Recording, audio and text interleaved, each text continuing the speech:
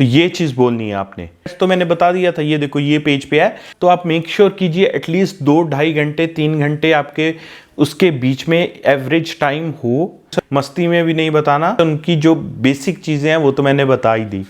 तो अगर आप इन चीज़ों का ध्यान रखते हैं, आई होप बहुत स्मूथ प्रोसेस होगा। हेलो एवरीवन, स्वागत है आपका मेरे इस चैनल जस्ट रोज संधू में। तो आज हम बात करेंगे कि अगर आप पहली बार कनाडा आते हैं, जब आप इंडिया से कनाडा जा रहे हैं और जब पहली बार आप कैनेडियन एयरपोर्ट पे लैंड करते हैं, तब आपको वहाँ पे क्या क्या क्वेश्चंस फेस करने पड़ते हैं, क्या क्या चीज़ें फेस करनी पड़ती हैं और इमिग्रेशन के जनरल क्वेश्चंस क्या होते हैं इमिग्रेशन ऑफिसर के। तो देखिए, सबसे पहले हम बात कर लेते हैं कि जो आपका टेम्परेरी रेजिडेंट वीज़ा है, टीआरवी वीज़ा, चाहे वो स्टडी वीज़ा हो, चाहे वो विजिटर वीज़ा हो, चाहे आप वर्क परमिट पे वहाँ पे जा रहे हैं, वर्कर वीज़ा है, तो वीज़ा गारंटी नहीं है कि आप कनाडा पहुँचेंगे और आपको एंट्री मिल जाएगी। वीज़ा अलग चीज़ है, परमिट अलग चीज़ है। तो जब आप स्टूडेंट जाते हैं, जैसे हम सबसे पहले बात कर लेते हैं स्टूडेंट्स के बारे में। जब आप as a student Canada land करते हैं तो आपके पास सिर्फ स्टडी वीज़ा होता है। वहाँ पे जब आप लैंड करेंगे, फर्स्ट पोर्ट ऑफ एंट्री जहाँ पे कनाडा में सबसे पहले आप लैंड करेंगे, वहाँ पे आपको स्टडी परमिट मिलेगा। सो आपको कनाडा में पढ़ने के लिए स्टडी वीज़ा भी चाहिए और स्टडी परमिट भी चाहिए। जब आप एयरपोर्ट से जैसे ही आप फ्लाइट से निकलते हैं तो सबसे पहले आपको वहाँ पे थोड़ी आगे जाके आपको एक प्राइमरी इंस्पेक्शन लाइन में जाना पड़ेगा, जहाँ पे प्राइमरी इंस्पेक्शन कियोस्क होता है। वो कियोस्क क्या है कि वो कुछ कंप्यूटर्स लगे हुए हैं, उन कंप्यूटर्स में आपको अपना पासपोर्ट डालना है। आप अपना पासपोर्ट डालेंगे, आप उसकी इन्फॉर्मेशन जो भी उन्होंने पूछी उसमें एंटर करेंगे तो एक स्लिप निकलेगी। ये बेसिकली जो वेट टाइम है उसको रिड्यूस करने के लिए ये कियोस्क सेटअप किए गए हैं। इनसे घबराना नहीं है।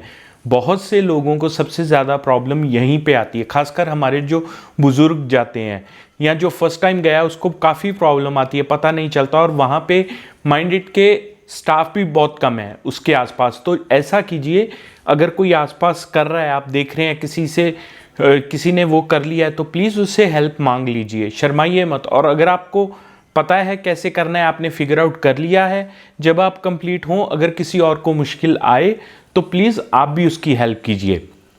खासकर जो बुज़ुर्ग होते हैं उनकी तो ज़रूर हेल्प कीजिए, क्योंकि उनको नहीं पता चलता कि उसको कैसे ऑपरेट करना है। मुश्किल नहीं है, जस्ट आपने अपना पासपोर्ट डालना है, उसकी इन्फॉर्मेशन डालनी है, वो स्कैन करेगा, उसके बाद वो आपकी पिक्चर क्लिक करेगा और एक पर्ची निकल आएगी। उसमें आपका स्टेटस होगा कि आपको किस लाइन में आगे जाना है। वही डिपेंड करेगा कि आप सीधा एयरपोर्ट से बाहर निकल जाएंगे या आपको किसी अलग लाइन में जाना पड़ेगा, तो उस हिसाब से। और देखिए, जैसे उसके बाद आपको जो इमिग्रेशन ऑफिसर है वो मिलेगा। आप लाइन में आगे जाएंगे, आप इमिग्रेशन ऑफिसर के पास जाएंगे, अपना पासपोर्ट देंगे, अपनी जो आपकी वो टिकट निकली है आप वो देंगे उसको। तो उससे वो फिगर आउट कर लेगा कि आपका पर्पस क्या है यहाँ पे आने का, ठीक है। बट इवन देन वो आपसे कुछ क्वेश्चंस पूछेगा। ये किसी से पूछ भी सकता है, नहीं भी सकता, लेकिन जनरली वो पूछेंगे। तो वो क्वेश्चंस क्या होंगे? जनरल क्वेश्चंस है, घबराना नहीं है, लेकिन मेक श्योर कि आपको ये पता हो। तो देखिए, सबसे पहले बात कर रहे हैं कि अगर आप कनाडा में एज ए स्टूडेंट जा रहे हैं तो आपको क्या चीज़ का पता होना चाहिए। अगर आप वहाँ पे एज ए स्टूडेंट जा रहे हैं तो एटलीस्ट आपको अपना कॉलेज तो पता होगा, आपका कोर्स क्या है वो तो पता होगा, आपने किस वजह से ये कोर्स चूज़ किया ये तो पता होगा। तो ये चीज़ें दिमाग में रख के जाइए, इस चीज़ को बहुत ध्यान से मेमोराइज कर लीजिएगा। आपका कॉलेज कौन सा है, आपका कोर्स क्या है, किस सिटी में है और किस वजह से आपने ये कोर्स चूज़ किया। ये बहुत बेसिक और बहुत बेसिक क्वेश्चन है, इसका आपको आंसर पता ही होना चाहिए। अगर आप इसको फेल हो गए इसको आंसर देने में, तो आपके लिए प्रॉब्लम हो जाएगी।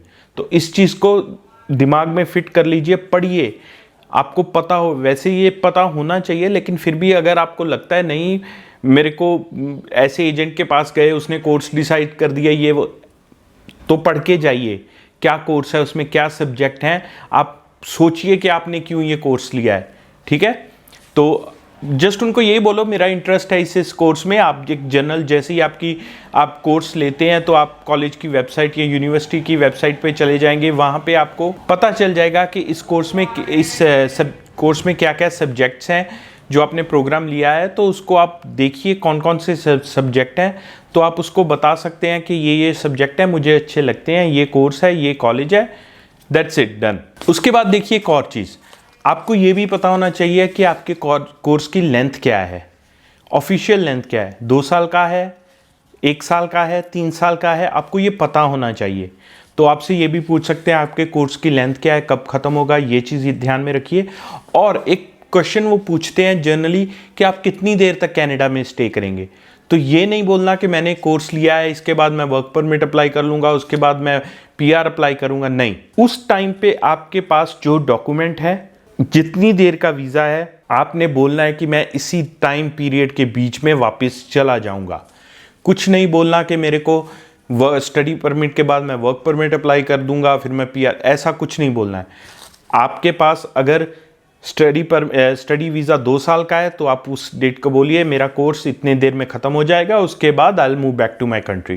तो ये चीज़ बोलनी है आपने, ठीक है। कुछ नहीं बताना मेरा फ्यूचर प्लान क्या है, ये मस्ती में भी नहीं बताना, जस्ट टिक के आपके पास कौन सा डॉक्यूमेंट है, उसकी लेंथ क्या है, और तभी तक आप कनाडा में रहेंगे। उसके बाद देखिए, आप जैसे आप गए हैं वहाँ पे, तो ये क्वेश्चन पूछ सकते हैं कि आप यहाँ पे हैं, आपको लेने कौन आएगा, कौन है, कोई वेट कर रहा है आपकी बाहर।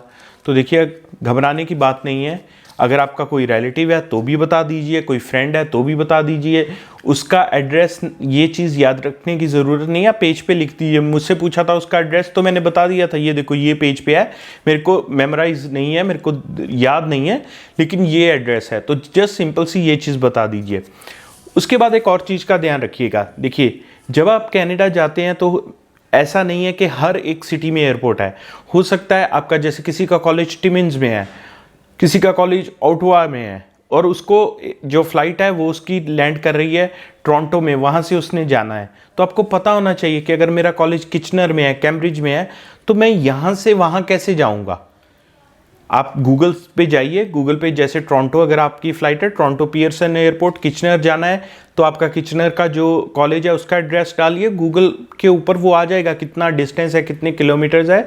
और फिर देखिए बसेस चलती हैं लेकिन इंडिया की तरह से नहीं, तो थोड़ा सा अगर कोई आपका वहाँ रहता है तो उसको पूछो कि अगर मुझे यहाँ से यहाँ जाना है तो उसके लिए क्या बस है, या गो बस है, या मैं टैक्सी ले लूँगा, कुछ भी है, या आपका फ्रेंड छोड़ने जाएगा। ये चीज़ को अपने एक बार इन क्वेश्चंस को याद ज़रूर कीजिएगा। एक बार आपको पता होना चाहिए कि एकदम से आप वहाँ पे जाके आपको ये ना हो कि मुझे ये तो पता ही नहीं था, ये कुछ पूछेंगे और आप बिल्कुल ब्लैकआउट हो जाएं, ठीक है। तो इतने बेसिक क्वेश्चंस आपसे पूछेंगे ही पूछेंगे, और आपको ये क्वेश्चंस के आंसर देने ही देने हैं। तो जब आपने ये दे दिया, दैट्स इट। उसके बाद आपको स्टडी परमिट के लिए वो भेज देंगे, वहाँ जाके फिर से आपसे पूछेंगे आपका कॉलेज क्या है, कोर्स क्या है, ये क्या है, वो क्या है। तो आप अपनी ऑफ़र लेटर वगैरह और ये डॉक्यूमेंट्स तैयार रखिएगा, उनको दिखाइएगा, और आपका स्टडी परमिट वहीं पे मिल जाएगा। मोस्ट प्रोबेबली आपको सिन नंबर भी वहाँ पे मिल जाएगा। सिन नंबर होता है सोशल इंश्योरेंस नंबर, जो आपको कनाडा में काम करने के लिए चाहिए ही चाहिए, वो भी आपको वहाँ पे मिल जाएगा। नहीं मिलेगा तो आप किसी भी सर्विस कनाडा से ले सकते हैं बाद में भी। स्टडी परमिट आपको एयरपोर्ट पे इशू हो जाएगा, और उसके बाद आप अपना कस्टम के बाद आप अपना एयरपोर्ट एग्जिट कर जाएंगे। अब एक और चीज़ का ध्यान रखिएगा, जैसे जो बच्चे स्टूडेंट वीज़ा पे जा रहे हैं उनके लिए खास कर ये चीज़ है, अगर आप जा रहे हैं, जैसे आपका कॉलेज है कैलगरी में, तो यहाँ से फ़्लाइट जाएगी, अगर सपोज़ कीजिए टोरंटो से फिर कैलगरी आपकी कनेक्टिंग फ़्लाइट है, तो जो भी कनाडा में आपकी फ़र्स्ट पोर्ट ऑफ एंट्री है, या फिर यहाँ से वैंकूवर, दिल्ली से वैंकूवर चली जाएगी, वैंकूवर से कैलगरी, जो फर्स्ट पोर्ट ऑफ एंट्री है, आपको स्टडी परमिट वहीं पे मिलेगा।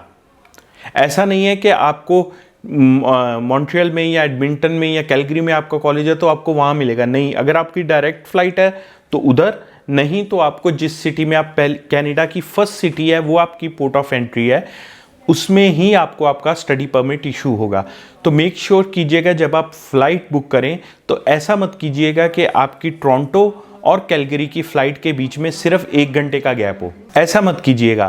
तो अगर 1 घंटे का गैप होगा, जितनी देर में आप उतर के आप अपना वो जो इंस्पेक्शन लाइन है उसको क्रॉस करके इमिग्रेशन के क्वेश्चन का जितनी देर तक जवाब देंगे, उससे उतनी देर में तो आपकी जो नेक्स्ट फ्लाइट है वो उसका टाइम निकल जाएगा।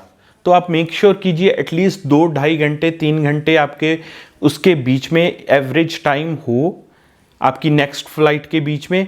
और सेकेंडली आपका जो स्टडी पर ऑफ़र लेटर है, जो वीज़ा है, जो आपकी GIC सर्टिफिकेट्स हैं, जो इम्पोर्टेंट डॉक्यूमेंट्स है, उसको हैंडी रखिए, क्योंकि स्टडी परमिट में वो आपसे ये चीज़ें देखेंगे। आपका आइल्स का डॉक्यूमेंट है, तो इन चीज़ों को अपने जो आपका हैंड बैग होगा उसमें रखिए, ताकि आप जल्दी से निकाल के उनको दे सकें। वहाँ पे आप पैनिक ना हो, क्योंकि फर्स्ट टाइम आप जाते हैं, उनका एक्सेंट भी अलग होता है, आप घर से दूर जा रहे हैं, तो बच्चे पैनिक हो जाते हैं। अगर आप पहले से प्रिपेयर होंगे तो फिर कोई मुश्किल नहीं आएगी, डरने की ज़रूरत नहीं है। कॉन्फिडेंटली इन चीज़ों का आंसर दीजिए और बहुत स्मूथ प्रोसेस हो जाएगा, लेकिन ये चीज़ें ध्यान में रखिएगा।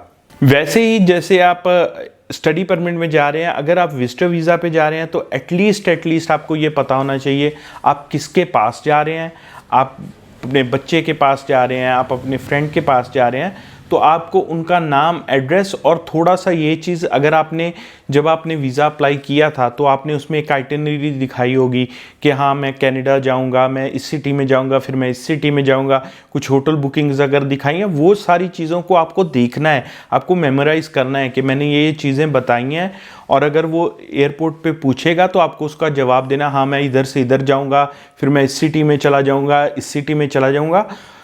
और अगर वो आपसे पूछता है कि आपका कितनी देर का प्लान है स्टे करने का, तो जो आपने अपना पर्पस में डाला होगा, जो आपने लेटर जब वीज़ा अप्लाई किया, अगर आपने एजेंट से भी अप्लाई करवाया तो एटलीस्ट उससे पूछिए कि उस लेटर में क्या लिखा है, या वो लेटर आप उससे ले लीजिए, उसका एक कॉपी लीजिए, वो पढ़िए, उससे आपको पता लगेगा उसमें लिखा क्या है, ताकि आप वैसे ही आंसर कर सकें उनको।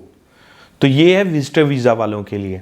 तो स्टडी परमिट, विजिटर वीज़ा, अगर आप वर्क परमिट में हैं तो आपको पता होना चाहिए आप किस कंपनी में जा रहे हैं, क्या काम करने जा रहे हैं, उसके लिए आपका एक्सपीरियंस, ये चीज़ें, वो सारी चीज़ें, जो स्किल क्या चाहिए उसमें, इन चीज़ों का आपको दिमाग में होना चाहिए। तो जैसे ही मेक श्योर कीजिए कि जो वीज़ा है वो आपकी एंट्री नहीं है। एंट्री लेने के लिए आपने वीज़ा में जो जो कुछ बताया है आपको वो जस्टिफाई करना है, उनको बताना है अगर वो पूछें। तो प्लीज़ इसका ध्यान रखिए जब आप वीज़ा अप्लाई करते हैं, क्या आपने उसके अंदर लिखा हुआ है। और जो स्टूडेंट्स हैं उनकी जो बेसिक चीज़ें हैं वो तो मैंने बता ही दी। तो अगर आप इन चीज़ों का ध्यान रखते हैं, आई होप बहुत स्मूथ प्रोसेस होगा और आपको कोई मुश्किल नहीं आएगी और आपकी कनाडा में जर्नी भी आगे स्मूथ होगी। सो जो भी नहीं जा रहे हैं, बेस्ट ऑफ लक। अगर आपको मेरी वीडियो अच्छी लगे तो मेरी वीडियो को लाइक कीजिएगा, शेयर कीजिएगा, चैनल को सब्सक्राइब कीजिएगा। Thank you very much. जुड़े रहिए हमारे चैनल जसरोज संधू के साथ।